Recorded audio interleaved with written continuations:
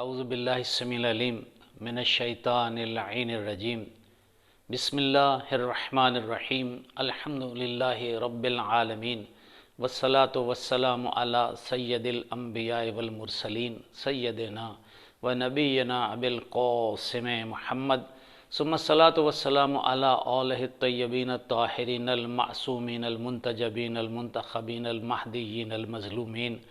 الذین اذهب اللہ عنہم الرجس وطہرہم تطہیرا اللہم صلی علی محمد وعلی محمد ولعنۃ اللہ علی اعدائہم اجمعین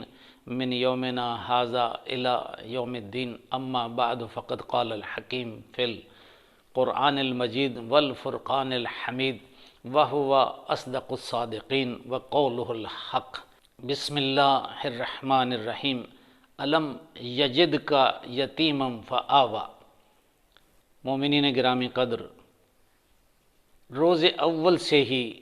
آل محمد خانوادہ رسول کے دشمن پیغمبر علیہ الصلاۃ والسلام، ان کے اہل بیت عظام اور ان کے خانوادہ کو دنیا کی نظروں میں بدنام کرنے، نیچے گرانے کی کوششوں میں مصروف رہے۔ اس سلسلے کی سب سے پہلی کڑی جو تاریخ میں ایک بدترین بددیانتی ہوئی وہ یہ تھی کہ سرکار ختم مرتبت علیہ الصلاۃ والسلام کے مربی، محسن، انتہائی شفیق چچا، جنہوں نے پیغمبر اکرم کو 7-8 سال کی عمر سے عالم طفلی میں اپنی آغوش عاطفت میں لیا، ان کو پالنا شروع کیا، ان کی نگہداشت کرنی شروع کی۔ کئی مرتبہ جناب ابو طالب نے سرکار ختم مرتبت علیہ الصلاۃ والسلام کا اس انداز سے ساتھ دیا ہے کہ تاریخ میں اس کے الفاظ نہیں ملتے۔ وہ لوگ جو جناب ابو طالب علیہ الصلاۃ والسلام کے براہ راست دشمن نظر آتے ہیں، ان کو بھی تاریخ نے ایسا موقع نہیں دیا، اتنی ہمت نہیں دی کہ جناب ابو طالب کی پیغمبر اکرم علیہ الصلاۃ والسلام سے والہانہ محبت اور عقیدت پر کوئی کیچڑ اچھال سکیں یا اس پر شک کر سکیں۔ تاریخ عالم نے جہاں جناب ابو طالب کی محبت، شفقت اور سرکار ختم مرتبت علیہ الصلاۃ والسلام سے ان کی والہانہ وارفتگی کا اظہار کیا ہے، وہاں دشمنان اہل بیت نے کوئی حربہ، کوئی منصوبہ جانے نہیں دیا جس سے جناب ابو طالب کی شان کو، ان کے مقام کو، ان کی عظمتوں کو کم کرنے کی کوشش کی گئی ہو۔ لوگوں نے چاہا کہ جناب ابو طالب علیہ الصلاۃ والسلام کو ان کی تمام تر محنتوں کے باوجود قریش مکہ کی اس صف میں لا کھڑا کر دیا جائے جس میں مشرکین تھے۔ یہی وجہ تھی کہ تاریخ نے ایسی من گھڑت روایتیں، ایسی غلط باتیں تاریخ میں رائج کی گئیں جن کا حقیقت سے کوئی واسطہ نہیں ہے۔ مثال کے طور پر یہ کہنا تاریخ میں کہ وقت آخر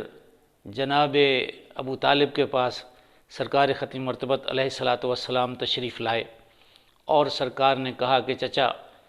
آپ میرے کان میں ہی کلمہ طیبہ پڑھ دیجئے تاکہ میں قیامت کے دن اپنے اللہ کے حضور آپ کی گواہی دے سکوں، اور اس واقعے کے گواہ ابو جہل اور کفاران مکہ کو لکھا جا رہا ہے۔ اب سوچنے کی بات ہے کہ پیغمبر اکرم علیہ الصلاۃ والسلام خانہ اقدس ابو طالب میں جناب ابو طالب سے ان کے آخری لمحات میں، زندگی کی آخری سانسوں میں اگر ان سے ایمان لانے کا مطالبہ کر رہے ہیں تو ان کے ساتھ مسلمانوں کی کوئی جماعت موجود نہیں ہے، ان کے اہل بیت کی کوئی جماعت موجود نہیں ہے، ان کے ساتھ موجود کون ہے؟ ابو جہل۔ یعنی تاریخ خود بولتی ہے کہ یہ من گھڑت اور جھوٹے واقعات گڑھے گئے، تاریخ میں اس طرح ڈالے گئے تاکہ کسی نہ کسی طریقے سے جناب ابو طالب جو محسن اسلام ہیں، محسن پیغمبر ہیں، جنہوں نے کم و بیش 43 یا 44 سال تک پیغمبر علیہ الصلاۃ والسلام کی بلا شرکت غیرے سرکار کی محافظت اور ان کی خدمت کی اور ان کے ساتھ شفقت سے پیش آئے، بلکہ اگر یوں کہا جائے کہ قریش مکہ کی تمام شرارتوں، ریشہ دوانیوں اور ان کی سازشوں اور ان کے حملوں کے سامنے جناب ابو طالب سیسا پلائی ہوئی دیوار بن کر کھڑے رہے۔ یہی تو وجہ تھی کہ جب پیغمبر اکرم علیہ الصلاۃ والسلام کو قرآن مجید میں اللہ نے حکم دیا وَأَنذِرْ عَشِيرَتَكَ الْأَقْرَبِينَ، اے پیغمبر اپنے قرابت داروں کو اللہ کی معصیت سے ڈرائیں، ان کو ڈرائیں اس بات سے کہ وہ بتوں کی پوجا چھوڑ دیں، ان کو ڈرائیں اس بات سے کہ وہ اللہ کا شرک کرنا چھوڑ دیں، شرک سے باز آ جائیں، وحدہ لا شریک کی عبادت کریں، وحدہ لا شریک کی اطاعت کریں۔ تو جب پہلا یہ موقع ہوا تو جناب ابو طالب علیہ الصلاۃ والسلام کے خانہ اقدس پر پیغمبر علیہ الصلاۃ والسلام نے اپنے قرابت داروں کے ایک عظیم اجتماع کو اکٹھا کیا۔ سوچنے کی بات ہے کہ اگر جناب ابو طالب صاحب ایمان نہیں تھے تو ایمان لانے کی پہلی باضابطہ دعوت، جس سے تاریخ نے دعوت ذوالعشیرہ کا نام دیا، وہ جناب ابو طالب کے خانہ اقدس پر کیوں ہوئی؟ اور پھر تاریخ نے لکھا ہے کہ 1 نہیں 2 نہیں 3 دن مسلسل سرکار ختم مرتبت علیہ الصلاۃ والسلام کی دعوت پر سرداران قریش جناب ابو طالب کے گھر آتے رہے، وہاں بیٹھ کر مسند پر کھانا تناول فرماتے اور چلے جاتے۔ پہلے 2 دن جب چلے گئے، تیسرا دن ہوا تو جناب ابو طالب دروازے میں کھڑے ہو گئے اور انہوں نے کہا اے گروہ قریش، اے مکہ کے سرداران، آج عبد المطلب کا بیٹا تمہیں اس وقت تک یہاں سے جانے نہیں دے گا جب تک تم میرے بھتیجے محمد بن عبداللہ کی بات نہیں سن لیتے، جو وہ کلام کرنا چاہتے ہیں اس کو مکمل ہونے دو، تب جاؤ گے۔ سرکار ختم مرتبت علیہ الصلاۃ والسلام نے دعوت توحید دی، دعوت اسلام دی، اور دعوت اسلام کے بعد سرکار نے ایک عظیم جملہ فرمایا۔ سرکار نے فرمایا کہ آج جو کوئی تم میں سے میری تائید و نصرت اور حمایت کا اعلان کرے گا وہی میرا وصی ہوگا، وہی میرا وزیر ہوگا، وہی میرا جانشین ہوگا۔ روایت نے لکھا کہ جناب امیر المومنین علی ابن ابی طالب علیہ الصلاۃ والسلام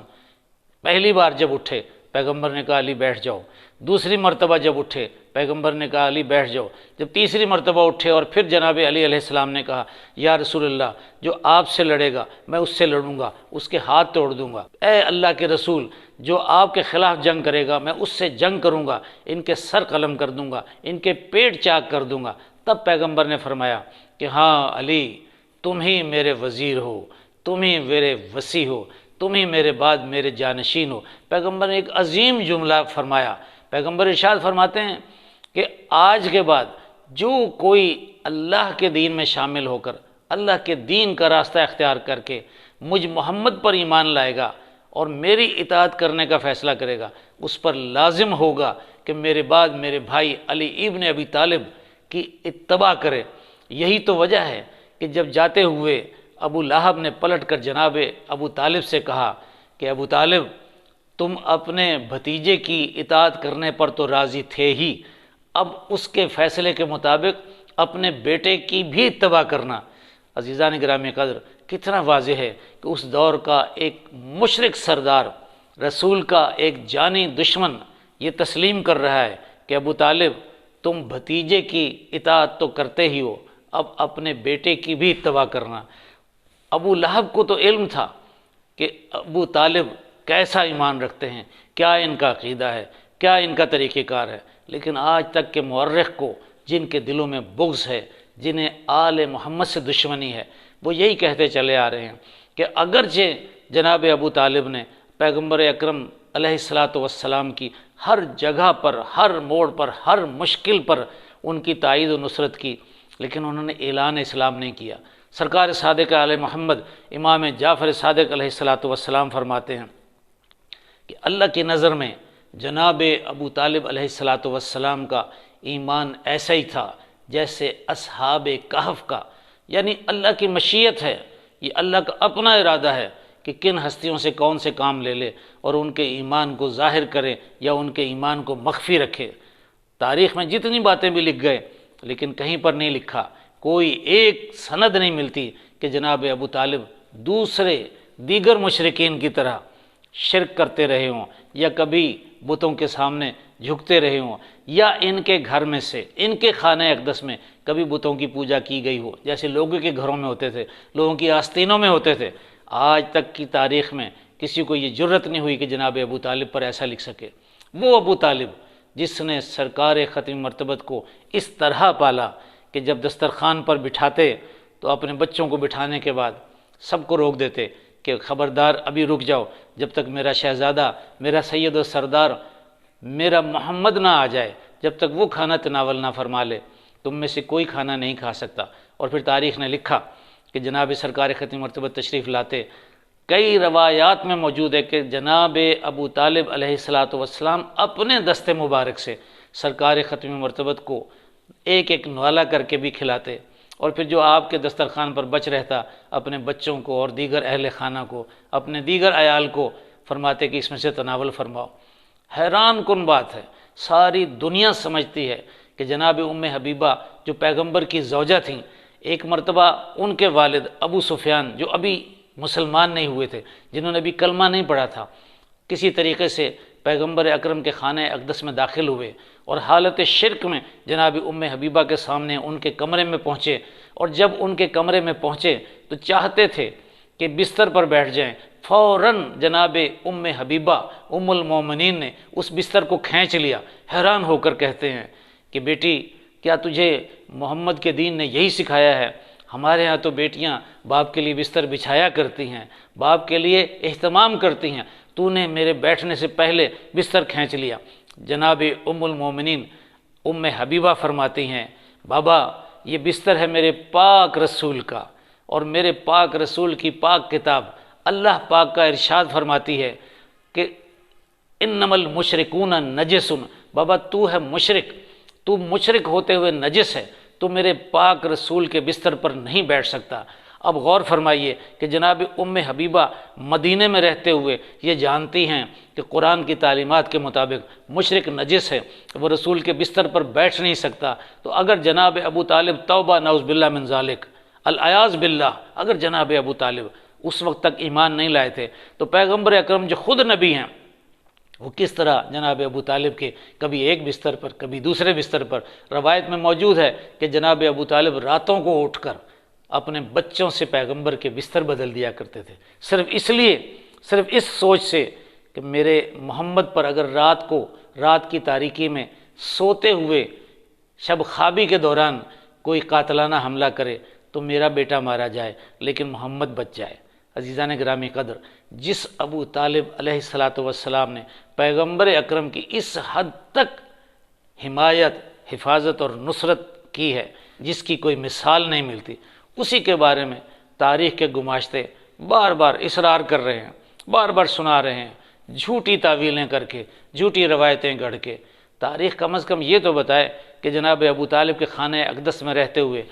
کیا ختم مرتبت علیہ السلام کے لیے کوئی علیحدہ کھانا پکتا تھا، اور وہ پکانے والے کیا کوئی اور لوگ تھے؟ نہیں، کھانا بھی وہیں پکتا تھا۔ اچھا اگر پکتا بھی ہو کھانا، جناب ابو طالب کا روایات نے لکھا ہے کہ سرکار اپنے دست مبارک سے اپنے بھتیجے کو ایک ایک لقمہ کھلاتے، ایک ایک نوالا دیتے۔ وہ ابو طالب جس نے آخری دم تک رسول کی حمایت اور نصرت کی، اس کے بارے میں آج بھی مسلمان اس طرح کی لغو باتیں کرتے ہیں اور ان کے ایمان کے بارے میں شکوک و شبہات پیدا کرتے ہیں۔ حقیقت یہ ہے کہ جناب ابو طالب کے ایمان پر شک و شبہ کرتے ہی وہ ہیں جن کے اپنے ایمان مشکوک ہیں۔ جناب ابو طالب کی ایک واقعہ نہیں ہے، کوئی ایک مثال نہیں ہے، جناب ابو طالب علیہ السلام نے کئی مرتبہ عظیم المرتبت کارنامے سر انجام دیے۔ ایک مرتبہ تاریخ نے لکھا کہ جناب سرکار ختم مرتبت علیہ السلام سارا دن جناب ابو طالب کو نظر نہیں آئے، آپ کی نظروں سے اوجھل رہے۔ سرکار نے ان کو ڈھونڈنا شروع کیا، جب نہیں ملے آپ کے دل میں یہ شبہ پیدا ہوا کہیں ایسا نہ ہو کہ میرے عظیم بھتیجے کو، میرے نبی بھتیجے کو، میرے معصوم بھتیجے کو کفاران مکہ، قریش مکہ اور مشرکین کی ملی بھگت سے کسی نے نقصان نہ پہنچا دیا ہو۔ سرکار نے فوراً اپنے ہاشمی جوانوں کو بلایا اور انہیں تند و تیز اوزار اور ہتھیار دے کر کہا کہ صحن کعبہ میں جہاں یہ مشرکین سرداران بیٹھے ہیں ان سب کے پاس ایک ایک ان کے قریب جا کر بیٹھ جائے، اور اگر میں تمہیں بتاؤں کہ محمد نہیں ملے یا توبہ نعوذ باللہ من ذالک کوئی ان کو جانی نقصان پہنچائے تو ان سب کی گردنیں اڑا دینا۔ جناب ابو طالب یہ کہہ کر سرکار ختم مرتبت کو ڈھونڈتے ہوئے کوہ صفا کی طرف جا رہے تھے کہ سامنے سے جناب زید بن حارثہ آتے نظر آئے۔ جناب ابو طالب نے پوچھا کہ کیا تم نے میرے شہزادے میرے سید و سردار کو کہیں دیکھا ہے؟ جناب زید بن حارثہ نے کہا کہ ہاں میں نے ابھی دیکھا ہے، صفا کے پیچھے تشریف فرما ہے، ان کے ساتھ علی علیہ السلام ہیں اور جناب علی کے ساتھ تشریف فرما ہے۔ فوراً جناب ابو طالب نے کہا بلا لاؤ میرے بھتیجے کو، میرے سید و سردار کو۔ سرکار ختم مرتبت تشریف لائے۔ جناب ابو طالب بڑے فرحت کے ساتھ، بڑی خوشی اور انبساط کے ساتھ صحن کعبہ میں داخل ہوئے۔ وہاں بیٹھے ہوئے تمام سرداران نے کہا ابو طالب کیا بات ہے؟ جناب ابو طالب نے فرمایا کہ میری پریشانی بجا تھی، تمہیں نہیں معلوم، تم سب کی گردنیں اڑا دیتا، میرے سارے نوجوان جو تمہارے ساتھ بیٹھے ہوئے ہیں۔ جیسے ہی سرکار نے اشارہ کیا ان تمام ہاشمی نوجوانوں نے اپنے خنجر اپنی تلواریں ظاہر کر دیں۔ حیران ہو کر مکے کے سردار دیکھتے رہے۔ یہی وجہ تھی کہ جناب ابو طالب کے ہوتے ہوئے کسی کی جرت نہیں ہوئی کہ سرکار ختم مرتبت علیہ الصلاۃ والسلام کی جانب کوئی ایسا اقدام اٹھا سکے جس سے سرکار ختم مرتبت علیہ الصلاۃ والسلام کی زندگی کو خطرہ ہو۔ اور اسی وجہ سے جوں ہی جناب ابو طالب علیہ الصلاۃ والسلام اور سیدہ خدیجہ سلام اللہ علیہا دنیا سے رحلت فرماتی ہیں، پیغمبر علیہ الصلاۃ والسلام اس سال کو عام الحزن قرار دیتے ہیں، اس سال کو غم کا سال قرار دیتے ہیں، اور سرکار کو فوراً وحی ہوتی ہے، جناب جبریل تشریف لاتے ہیں کہ اے رسول اللہ، اے اللہ کے پاک حبیب، اب یہ مکہ آپ کے رہنے کے لیے مناسب نہیں ہے، اب مدینہ منورہ ہجرت فرما جائیں۔ اللہ کے اس پیغمبر نے، اللہ کے اس نبی نے جناب ابو طالب کی حیات میں، سرکار کی زندگی میں کبھی بھی مکہ چھوڑنے کا سوچا تک نہیں، لیکن جناب ابو طالب کی وفات اور ان کے وصال کے فوراً بعد آپ کو مکہ چھوڑنا پڑا۔ تو پتہ چلا سورہ ضحیٰ میں یہ جو اللہ کا ارشاد ہوا الم یجد کا یتیمم فآوا، اللہ فرماتا ہے میرے حبیب، میرے پیغمبر، میرے پیارے، کیا ہم نے آپ کو اس حالت میں نہیں پایا کہ آپ یتیم تھے؟ مانے کیا کہ آپ کی پرورش کرنے والا نہیں تھا۔ فآوا، تو ہم نے آپ کی پرورش کی، ہم نے آپ کو رہائش دی، ہم نے آپ کو ایسی آغوش مہیا کی جس میں پل کر آپ اس درجے تک پہنچے۔ عزیزان گرامی قدر، اللہ کریم سے یہی دعا ہے کہ مالک جس ذات والا صفات نے تیرے حبیب، تیرے سید الانبیاء پیغمبر جناب ختم المرسل جناب سید الانبیاء کی حفاظت میں اپنی زندگی کے 45 سال گزار دیے، جس ذات والا صفات نے جناب ختم مرتبت کی حفاظت اور ان کی نگہداشت میں کوئی دقیقہ فروگزاشت نہیں کیا، مالک ہم سب کو جناب ابو طالب کے محبوں میں، ان پر ایمان رکھنے والوں میں شمار فرما، ہمارا خاتمہ بالخیر فرما۔ ربنا تقبل منا انک انت السمیع العلیم بجاہ محمد وآلہ الطاہرین برحمتک یا ارحم الراحمین۔ اللہم صل علی محمد وآل محمد۔